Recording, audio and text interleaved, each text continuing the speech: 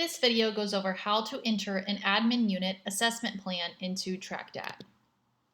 It is recommended that you build your assessment plan in Excel prior to inputting it into TracDat. An Excel spreadsheet with the proper columns has been provided to you. A few examples are on the Excel doc. Once it is filled out, continue on with the PowerPoint and this video. The first thing you need to do is log into the system. Open a web browser. You may use any that you prefer and browse to tracdat.sandiego.edu. Use your USD1 login username and password. This is your USD username without the @sandiego.edu and password. If you are experiencing difficulty, please contact IESI. I'm going to go ahead and log in now.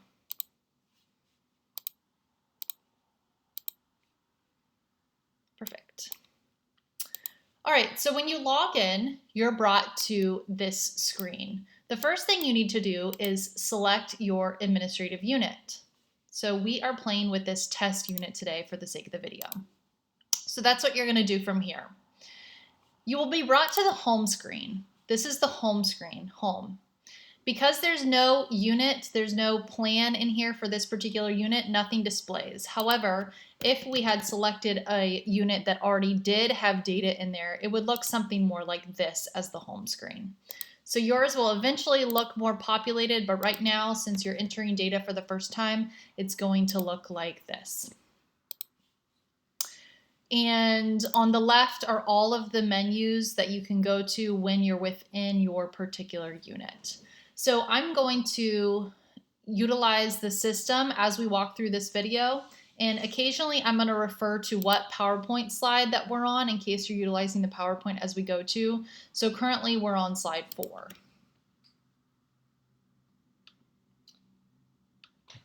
All right, so as I said, it's recommended that you already have your assessment plan in Excel.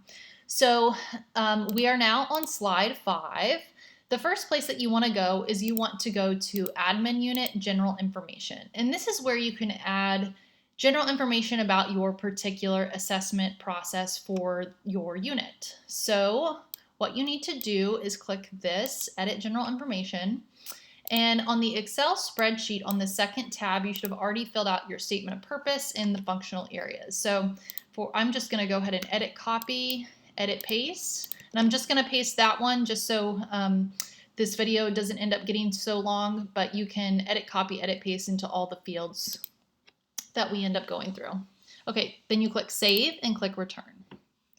All right, so now we are on slide 6. So now we're going to, once you've filled out all of this data, we are going to actually enter the plan.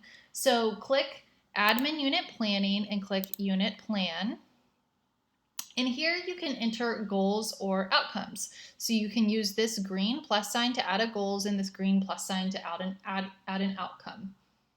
And then once you actually have goals and outcomes in there, let's see again what it might look like.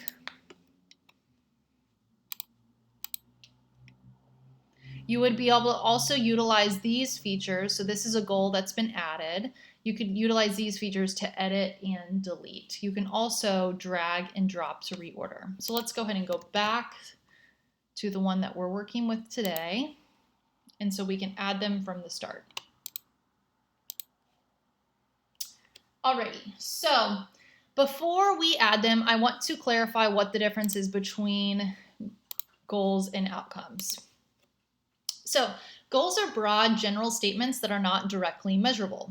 Goals do not change often and goals are optional.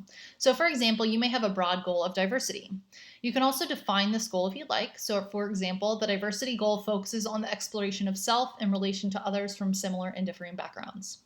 Now outcomes, on the other hand, there are 2 different types. There are student learning outcomes, which are often referred to as SLOs, and there are operational outcomes. SLOs measure students' learning, while operational outcomes measure administrative functions. SLOs are specific measurable knowledge, skills, or values students will learn in a specific program or with a specific unit. Operational outcomes are specific measurable statements of some administrative type action the department would like to achieve.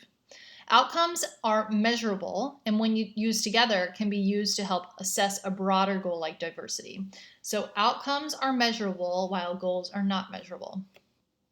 For example, we could have the following outcomes under the goal of diversity. We could have this SLO, and we could have this operational outcome, and these would be under the umbrella of the goal of diversity. So diversity cannot be directly measured, but the SLO and the operational outcome can be directly measured. And we'll talk about what measures are here later on in the PowerPoint.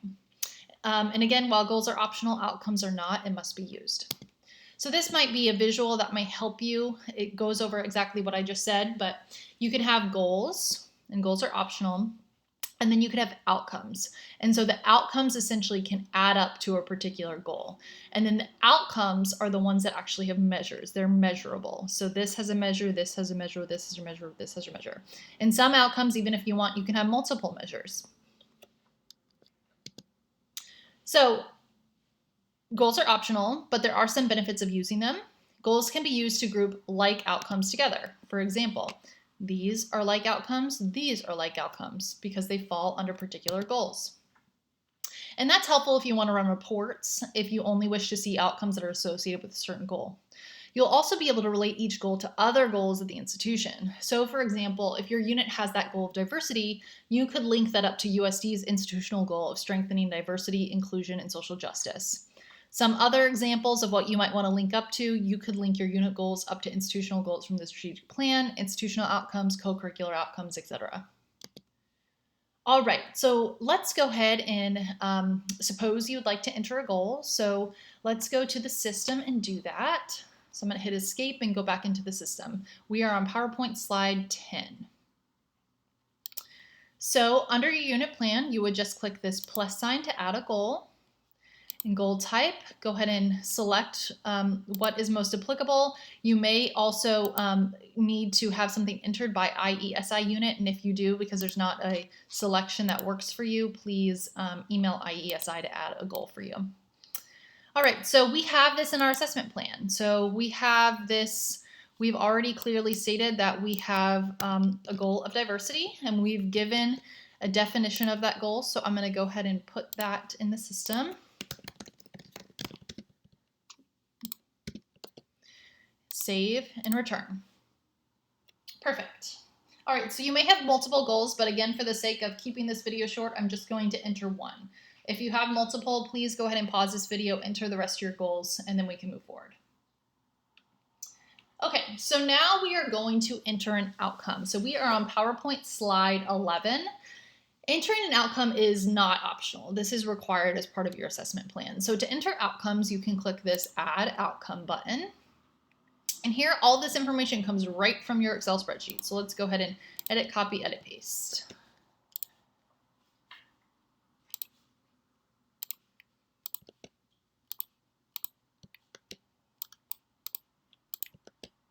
Outcome status can be active, archived, or inactive. Usually it's going to be active. If you have it as inactive, that may mean that you're measuring it during a different year. Archive means that you're not utilizing it at all anymore. So as an example, this intercultural knowledge outcome, see, this is done every other year. So it's possible that every other year you would want to go in and inactivate it and then reactivate it again. It's totally up to you. Most of the time I see that people keep them as active and then just run reports by the particular year. So 2018, 2019, you'd put in all the different years that you want to utilize this outcome for. And then again, archived is if you are not utilizing the outcome at all anymore at any year going forward. Start date is today's date. Inactivate, you're going to keep that blank because it's currently active. And then the outcome, this is a student learning outcome. And then go ahead and click Save and Return.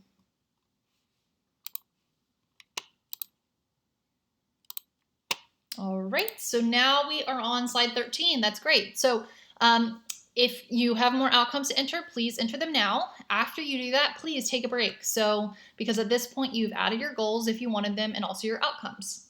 So remember that a key difference between goals and outcomes are that outcomes have measures while goals do not have measures.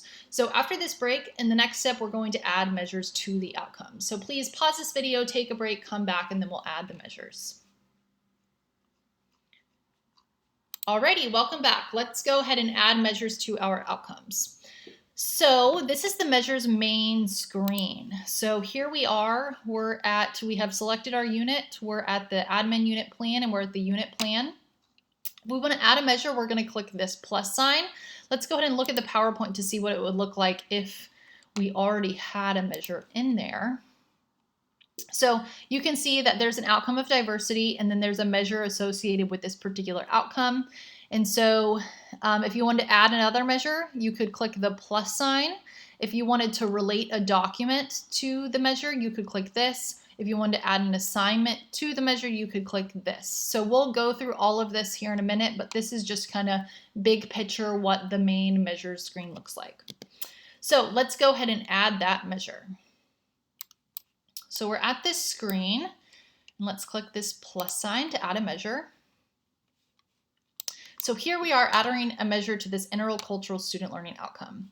So we have all of this data on our Excel spreadsheet. So our assessment type,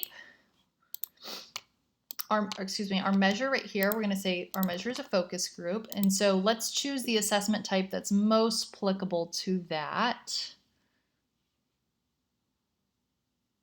Oh, focus group, perfect. There's one right there.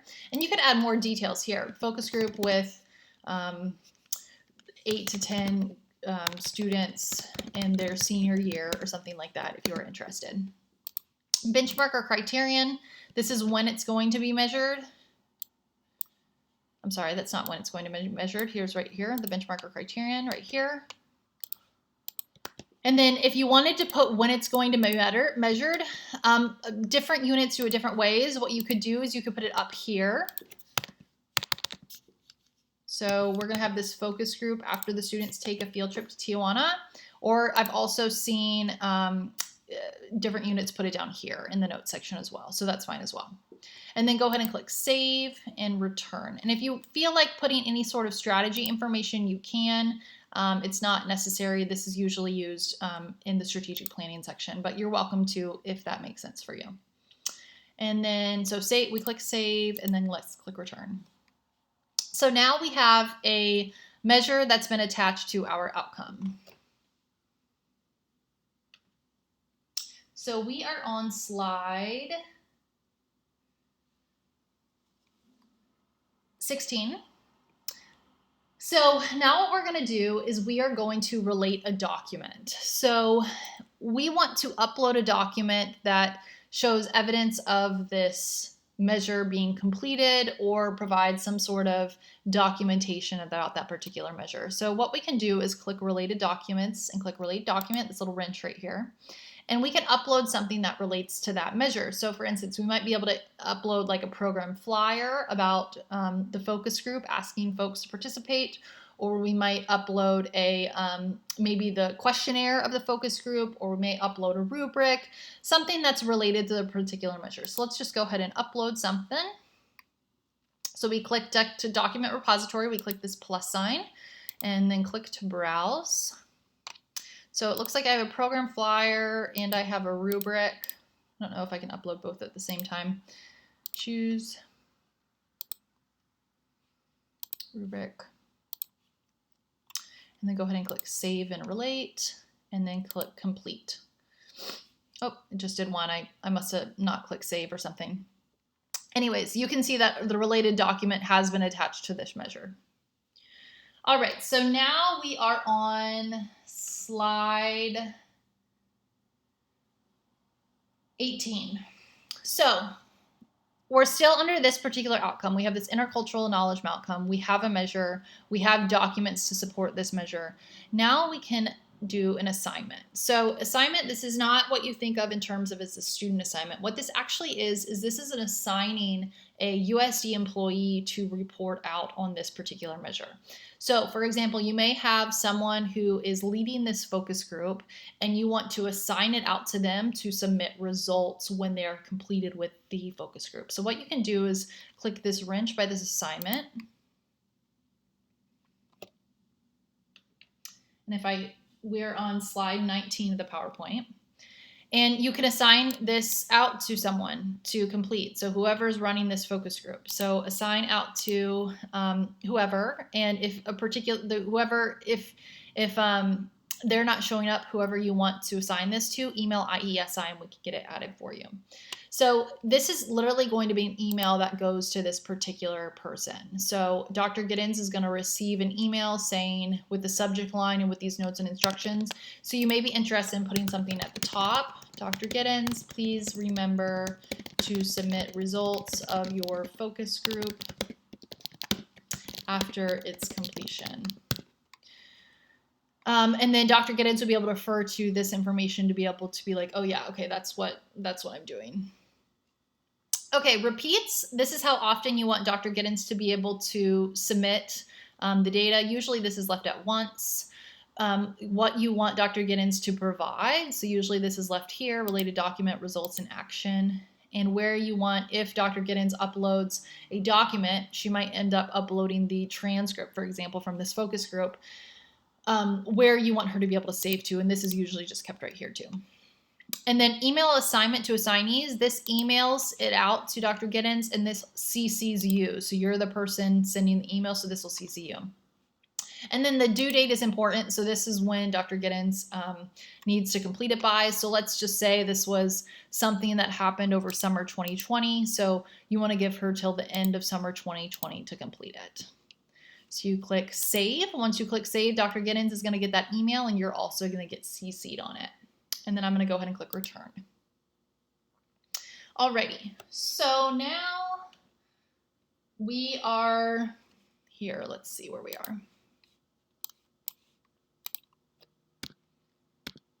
We are done. Yay! Congratulations. So you have entered your assessment plan. I know that we only did one goal and one outcome together with one measure, etc. But I hope that you were able to click pause and enter what else you needed to enter.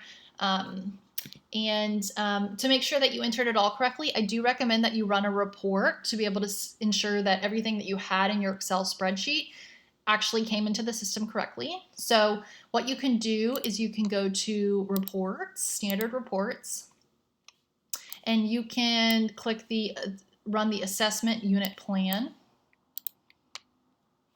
and then open report. And then you can compare what you've submitted to your Excel spreadsheet to make sure it's correct. So remember, we entered the statement of purpose, we entered this outcome, it's active, the assessment cycle, it was a student learning outcome. We added the measure, we even uploaded this rubric, etc. So there you have it. If you have any questions, please contact the Office of Institutional Effectiveness and Strategic Initiatives at the University of San Diego. Thank you.